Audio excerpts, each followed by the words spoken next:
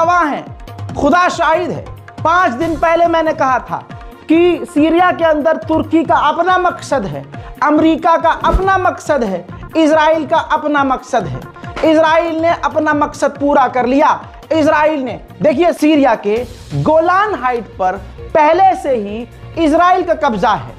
International law कह रहा है, यूएन कह रहा है, हत्ता कि भारत ने भी अभी वोटिंग करके यह कहा कि सीरिया के गोलान हाइट से इजराइल को पीछे हट जाना चाहिए। दोस्तों, ये मैप देखिए, लीजिए, गोलान हाइट से इजराइल आगे बढ़ गया है। ब्रेकिंग न्यूज, ध्यान से देखिए, ये नीला वाला एरिया है, इजराइल का उस पर भरपूर कब्जा है।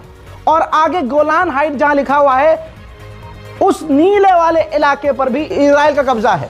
अब फेज 1 और फेज 2 और सेफ जोन तक इजराइल आगे घुस चुका है। जी हां, इजराइल आगे घुस गया है।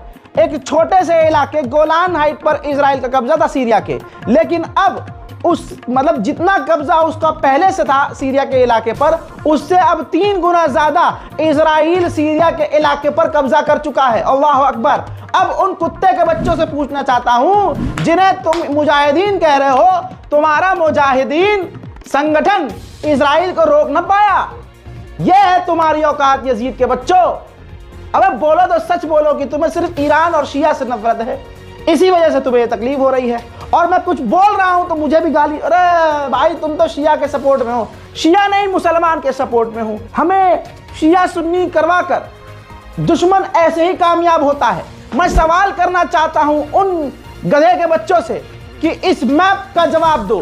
इजराइल ने सीरिया के गोलान हाइट से कब्जा बढ़ाकर 3 गुना और सीरिया के अंदर घुस गया है और बफर जोन तक कब्जा कर लिया है। यह सबूत है। लेकिन कोई कुत्ते का बच्चा ये नहीं बोलेगा अब कि मुजाहिदीन इनसे लड़ेंगे। बताओ तुम्हारे मुजाहिदीन इजराइल को अंदर आने कैसे दिए? एक और सवाल करना चाहूंगा, जो सीरिया के आतंकियों को मुजाहिदीन कह रहे हैं, बताओ तुम्हारे मुजाहिदीन पिछले 2 साल से कहां थे?